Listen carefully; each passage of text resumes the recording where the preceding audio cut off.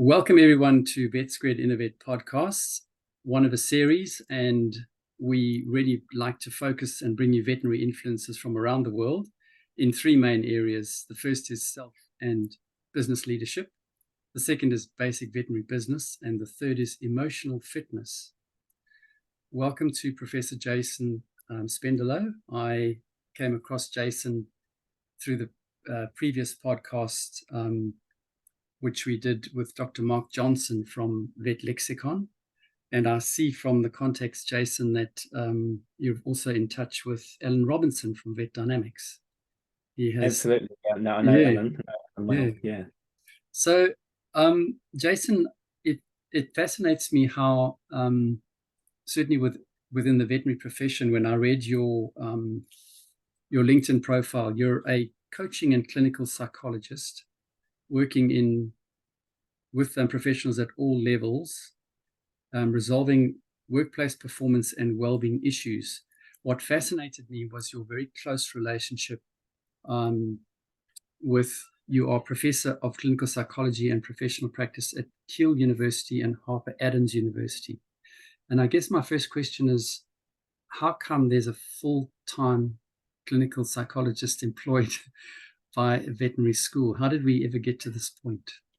Yeah, so the head of the Harper Keele Vet School, Matt Jones, is pretty innovative and forward-thinking, and he established 4 strategic themes of the vet school. One of those strategic themes is performance and well-being, and he was adamant that he wanted a non-vet or a kind of topic specialist to lead each of the themes. So the role was advertised for someone who had the skill set that I kind of fit, and I applied for the role and was successful. And so my job there is to lead the strategic theme of performance and well-being. I was given a pretty I was given a lot of freedom when I came into the role to develop the strategic theme in the way that I thought was best or most appropriate. So yeah, it was really down to Matt deciding that this was a real priority for that new vet school and wanting to get someone in with a specific background in psychology and kind of organizational coaching, organizational development, etc. And so that's how I ended up in the role. Right. I was fascinated as well with some of the, you call them evidence-based tools to help veterinarians. I've always been fascinated that vets are highly technically skilled, very, very, very clever people. And we have this, we use, the term imposter syndrome, perfectionism, and a kind of a fear of failure, and I loved your term that you used, a delegation hesitancy.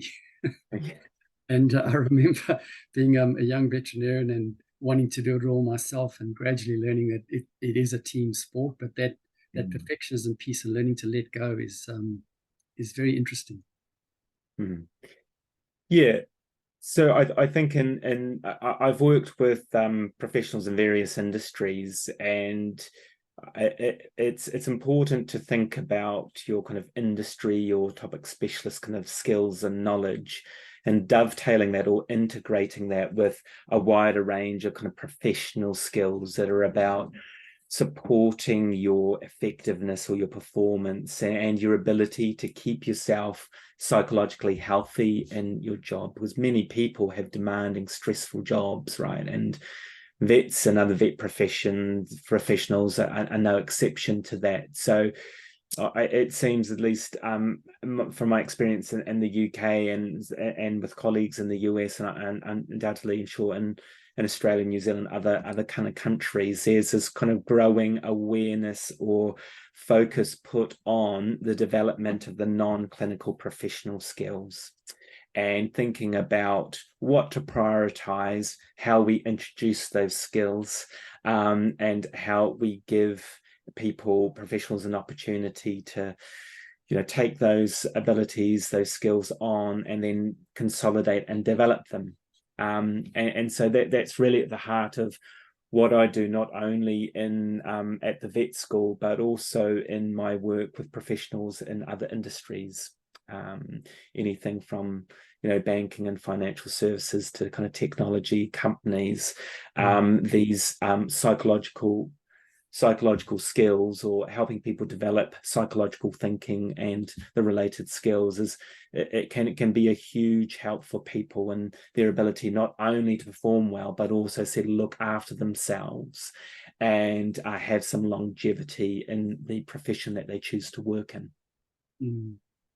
So I mean, it's not only the vet profession that has this, let's say, non-clinical anxiety and depression, which can become clinical if it's not addressed, and it's addressing that supportive, or creating that supportive environment, prevent that from happening. Yeah, and if you put anyone in an environment where they experience prolonged and chronic stress, they're going to suffer in some way, right? There's going to be some kind of difficulties. It doesn't matter how tough or resilient you are, or what kind of skills that you have. Chronically stressful environments have negative physical and psychological effects on people. There's just no getting around that. So it's really important to kind of acknowledge that in the vet profession, which I think it's kind of a fact that seems to hide in plain sight a lot of the time, because I think there's a lot of a stiff upper lip attitude, just get on with it, this is just the way it is. Yeah, what did you think you kind of signed up for? Not with anyone, but to some degree, that's just something that's there. It's just kind of implicit in the profession. But actually, I think what we need to do is just explicitly acknowledge that, say this is a really stressful profession. And when people get stressed, they fall over, they have difficulties. This does not necessarily represent a personal kind of failures or shortcomings. This is about the fact that we have an environment that we have to try and manage as well as we possibly can to mitigate and buffer people against the stresses that are there. Very, very, very, very interesting that you say that. I think that passionate people almost have to step over the edge and burn out before they realize they've burnt out. And by then, there's a lot of, I think Dr. Mark Johnson talked about mortality. So before the person gets to that burnout phase, or sadly even suicide, and I'll say that with the greatest of respect, one wonders if we've been trained well enough to recognize the symptoms before that happens. Yeah. And I think kind of normalizing the very stressful nature of the environment is an important kind of cultural shift that needs to occur. We need to build some momentum around, because once we kind of say this environment is really stressful, it's unavoidable, and you're going to experience some difficulties, then you kind of configure a mindset that's directed towards how do we mitigate those stresses, how do we manage the environment, and we take kind of the blame and the responsibility off the individual to some extent. Right, everyone has to take some kind of personal responsibility around looking after themselves and kind of being proactive and, responding to the signs that they're not kind of coping well. But I think there's often too much emphasis on the individual. There needs to be equal weight placed on what can we do at the individual level, but what can we do at the organizational practice level. And I've come into this profession looking with a fresh set of eyes and saying, I think there's too much emphasis on the individual. And one of the reasons for that, I think, is that we have a kind of a clunky traditional mental health paradigm that's been plonked into this area, right? And there's many problems with that paradigm. One of them being that there's lots of focus on the individual. You're stressed. Oh, well, you need to take a bit of leave, or you need to go on a resilience course, right? Or you need to do this and that, right? You need to toughen up even, right? But as I said, puts anyone in a chronically stressful environment, at some point they're going to show some type of effect, so well, I think we need to pivot away from a traditional mental health paradigm and look at kind of an occupational health paradigm, which is looking at how do we keep people well at work, how do we manage the environment, as well as support the individual to look after themselves or upskill or be able to cope as well as possible with reasonable levels of stress. I was really so pleased to hear you. I listened to one of your LinkedIn posts, and your words were, we must stop viewing distress caused by demanding work environments within the mental health framework. Come and be part of our contextual development approach to maintaining high performance and well-being, which moves us away from an outdated framework. That's what you're referring to? Yeah, and so the contextual developmental approach is kind of a conceptual framework that we've established at the vet school when working with qualified vets and vet practices as an alternative to a traditional mental health paradigm. Contextual developmental approach is framing this issue of a stressful workplace environment by acknowledging, as I said, the fact that work is stressful. This isn't a defeatist kind of attitude. This is a realist acknowledgement of the fact that we've got this challenge to manage actively on an ongoing basis. But the contextual developmental approach also has a number of other pillars and other kind of themes or aspects to it. One of which I've mentioned, we need to take a occupational health psychology view, not a mental health view to this issue. We need to look at both individual and environmental stresses. Yet we need to think about psychological skills as part of your professional skill set. Not that we're trying to turn every vet or every vet nurse into a counsellor, but what we're trying to do is say that actually being able to think psychologically and use psychological skills for the advancement of performance and well-being should be seen as just part of your professional skill set, not a bolt-on, not an extra, not a nice to have. Yep. And the other aspect to the contextual developmental approach is that there's a dynamic nature to stresses. So the things that are causing stress for someone when they first qualify are likely to be quite different to the things that stress someone when they've been working for 10 or 15 years. And actually, we've just completed a study where we've measured the impact of a large number of stresses across vets and vet nurses right across the career span, and we do see that those who are recently qualified, the nature of the stresses and the severity of those stresses are different to those later in their career. So that's just a bit of a kind of a summary of the contextual developmental approach, and it's used to frame and strategically line up the bits of work that we actually need to do in this area in order to advance veterinary professional performance and well-being.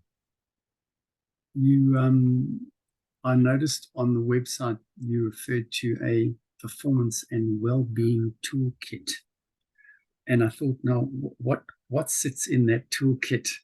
If I was a young veterinarian and I had access to that toolkit to hold me in the profession and not have me leave within the first 5 years, the burnout rate is high, and to me that is the saddest thing. How close are you in preparing a new student for what they're going to face, and then when they finish studying, to actually face the real clinical business world? Yeah. So from the contextual developmental approach are 3 streams of work. This is how we kind of operationalize the contextual developmental approach, or bring it to life in terms of actual tangible activities. We look at psychologically skilled individuals, psychologically healthy organizations, and curriculum integration of psychological thinking and skills. The Performance and Wellbeing Toolkit, which we're in the process of rebranding to the Performance and Wellbeing Bootcamp, because it more accurately kind of reflects what's in there. That's the kind of flagship program we have at the moment under this category of psychologically skilled individuals. Yeah. And so what we did was develop a training package that directly targeted the competencies required by a vet on the first day that they're qualified. So we have day 1 competency framework set by the Royal College of Veterinary Surgeons in the UK. And we kind of analyze the competencies, what's kind of required. We're looking for the competencies that had a significant psychological component to them, or the competencies that felt that could be really informed and developed by psychological skills. You So say that was the psychological basis. component. What does that mean? Yeah, so if we think about reflection, right, the skill of reflection, which has really kind of come to the fore in most jurisdictions, right, in the veterinary world, including the UK. Reflection involves a set of kind of cognitive and behavioral skills or psychological skills, right? So if we're teaching anyone professional critical reflection, be it a vet or someone who works in logistics in a warehouse, you know, it's the same set of psychological skills that you need in order to reflect effectively, right? So that's really informed. Reflection is really informed by psychological skills. So that's what I mean by looking at the competencies where there's a significant psychological component, right? So the bootcamp training, formerly known as the toolkit training, that's delivered in 3 parts, where we look at structured critical reflective practice. Part 2 is the ability to identify and respond adaptively to psychological distress in yourself. And the 3rd part is an interpersonal component, where we look at your ability to engage with others and with difficult conversations or stress under stressful circumstances. And so we see those as really fundamental psychological skills, hence renaming this now kind of the boot camp training. So would behavioral profiling fit in somewhere there? No. Behavioral, what do you mean by behavioral profiling? Because it means different things to different people. Well, I think before you act, which is part of your behavior, there is thinking that comes before the behavior. Yeah. And once you have the behavior, you get the result. So you kind of have to wind it right back and say, well, you know, that famous saying, what were you thinking? Yeah. So it is a mindset, preparing yourself psychologically, as you say, for the situation you're going to be faced with. I think if I'd known what I was going to face, I think I was already preloaded to move into anxiety and depression in my midlife years, not really understanding what was going on. And then you get to the burnout phase where you almost push your profession away because you're physiologically saying, this is hurting me, but I don't know how to react. So you push it away. So you tend to lose your passion. It's not losing your passion. You're just protecting yourself physiologically. So looking back on it, it's really a very interesting journey to have taken. And now to look back and think, well, what pieces are being put in place within a veterinarian's life to prevent that from happening? Because I really think there's a high morbidity associated with anxiety, depression, and sadly even suicide. Before we get there, we really need to know, how do we prevent ourselves from getting into that situation?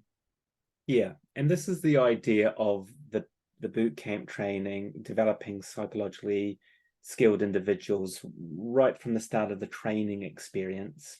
And this is why we're doing curriculum integration of these skills, so they become part of the program. We want to, in the pre-qualification stage, normalize the process of acquiring psychological thinking and skills so people can hit the ground running once they're qualified. And going back to your early question about behavioral profiling, which I think you're kind of asking about, the ability to proactively decide how you're going to respond in a given situation. Yeah, those sorts of skills are nurtured in the boot camp training in a few different ways. So have you been doing this for long enough to be able to say that the veterinarians that are now qualifying have a new skill set, which veterinarians who qualified before just simply don't have, and that it's making a difference?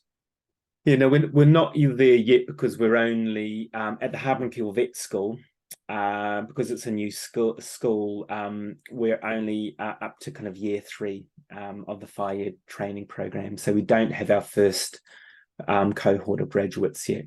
But my hope is, and we're doing some evaluation work, that there is kind of evidence of the acquisition of these types of skills, but also we're working with qualified vets, because we need to look at the pre-qualification process or stage, but also those who are qualified, because even if you do a really effective job around upskilling students, if they then come into an environment that's very kind of dismissive of these types of skills, or they're not surrounded by senior colleagues who, have a favorable attitude towards these skills and actually you manifestly demonstrate them in their own kind of clinical practice, then any skills that a newly qualified individual is going to come to the profession, which is going to be quickly extinguished, right? Because the environment does not support the consolidation and development of those skills. So we really need to focus both at the student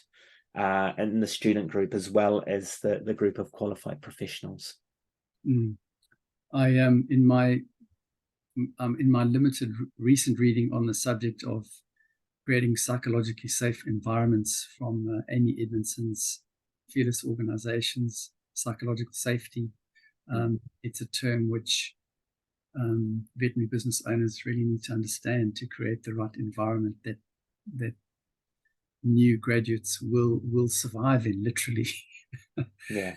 And Timothy Clark's work on the 4 levels of psychological safety, about feeling included, so making sure that induction programs are very, very thorough, and I guess in using these toolkits to prepare the new graduate when they get in, if they've been prepped already as students, but then knowing that they've got support in those first 5 years, and then I guess getting over the whole perfectionism piece and understanding that imposter syndrome is really an indicator that you're growing. It's not an indicator that there's something wrong. It means there's a natural tension that you need to grow. So I love what you say as a coach about reframing some of the terminology, which is,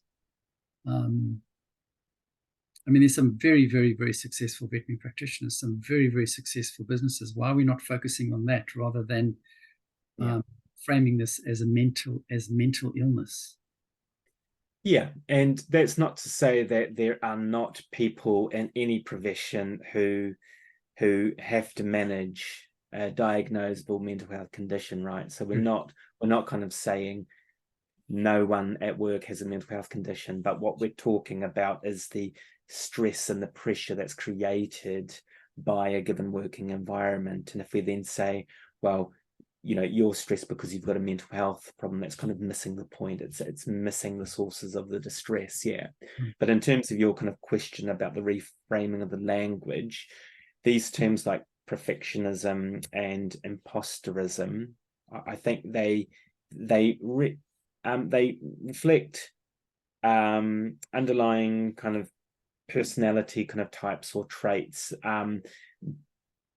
but stable, longer term coping or response skills and styles to challenges, to stress, right? And with many of these constructs or concepts, there's kind of 2 sides to it. If we look at perfectionism, for example, on the one hand, there's the issue or the concept of setting high standards for the purposes of high performance, right? But on the other hand, this can become an overused strategy or taken to the extreme where it becomes counterproductive. It actually produces the opposite of the intended effect, right? So if we look at perfectionism, this is setting unrealistically high standards, and this is just something that people hammer and they don't let go of, right? So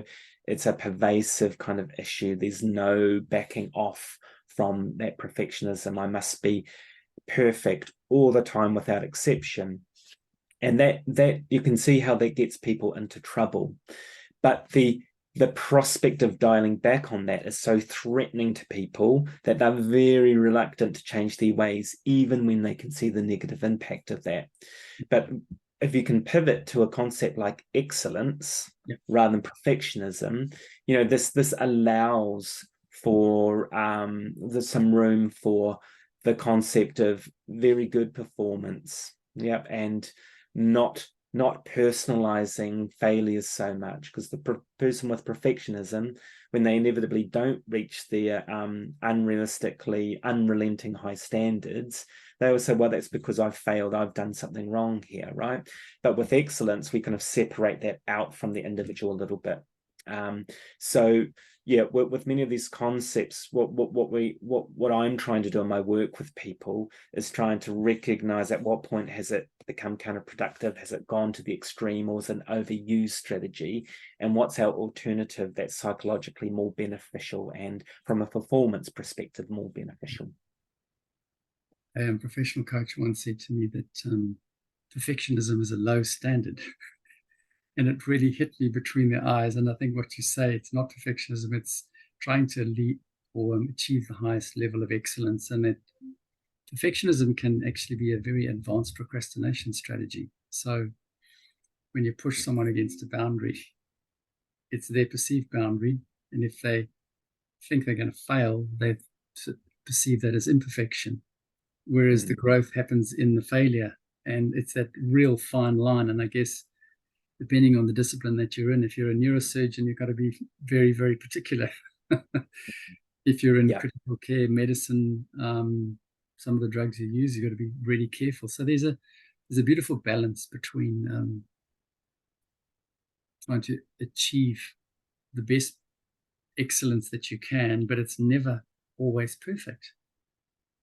No, and growth and professional and personal advancement learning can occur through failure or bad experiences if they're reviewed in a helpful way, right? So you can beat yourself up, I didn't achieve that, what's wrong with me, why can I do this, what other people think of me, versus right, let's actually sit down and work through the sequence of what happened. What did I do well, what did I not do well, what can I learn from that experience, and what does a future game plan look like where I kind of modify my approach so I'm more likely to be successful. So there's very different ways to respond to failure, to problems, to distress, to difficulties, and there's ways where those unpleasant experiences create a lot of additional problems.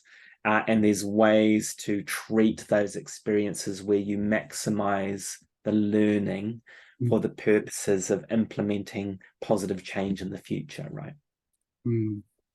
So these days, with the pressure from social media and from litigation, the tendency to, I haven't even heard of recently in the last practices that I've worked at, things like post-mortem rounds. We used to have post-mortem rounds. You can post-mortem any situation because there's always a learning in there somewhere. But if you can create that environment where people are learning all the time, because they're not scared of failure. And I think that comes out in Amy Edmondson's book, is that the most successful high-pressure medical environments are those where they fess up straight away. They don't hide anything. It's actually very hard to hide a mistake in an emergency clinic because everything's there. The nurses are there. Your mistakes, if you're an orthopedic surgeon, they're there.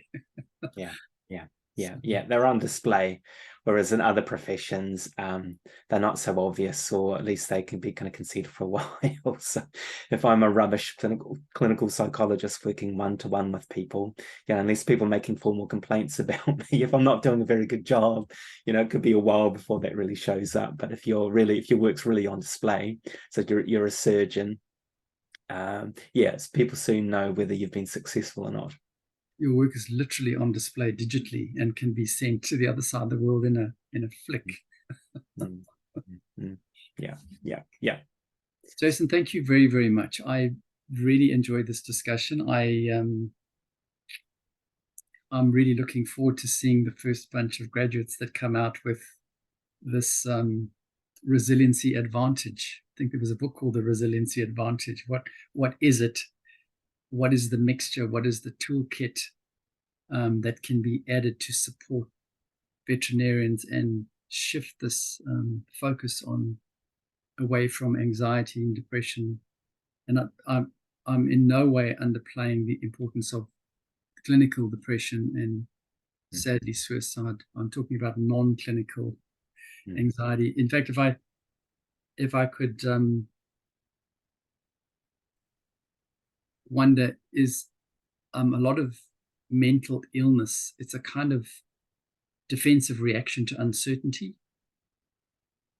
And if it's constantly there all the time, it undermines you physiologically. Yeah, I mean, uncertainty certainly can play a role in the development and maintenance of psychological difficulties, both kind of clinical and non-clinical. But the in the vast majority of cases, people who do develop a clinical or diagnosable mental health condition is likely to come about through a number of factors, both kind of historical as well as precipitating, and then things that maintain those difficulties. So in my work, when I've got my clinical psychologist hat on, my first job when I start working with someone is to kind of tell the story of the difficulty through a formulation, right? Where we try and bring together an explanation for, why this problem for this person at this point in time, right? So that forms the basis then of a tailored intervention plan, because if you've drawn out what's led to this problem in the first place, then that more logically leads you to a kind of a tailored targeted kind of intervention that hopefully addresses those factors that are modifiable. And you think you have those ticked off? I'm a work in progress as with everyone professionally. Yeah, I mean, I enjoy my work and I've learned a lot. But there's always lots to learn, and I think as you've probably experienced that, and anyone working in a kind of clinical environment will learn. If you learn a bit, that simply gives you insight into all the stuff that you don't know yet. So I think it's a very healthy thing to a very healthy mindset as a professional in any field to think I've always got lots to learn. If that kind of then engages you and interests you, that can be a very positive thing for yourself and the people who are affected through your work. I mean, if you see it as a very pessimistic, defeating thing, that, oh, look at all the stuff I don't know, how am I going to kind of cope with my work, how am I going to go forward, then obviously that can really undermine you. So it's about kind of mindset. As with most things, mindset is a really important foundation in terms of your ability to engage with and successfully cope with difficulties and challenges, both in your professional and personal life.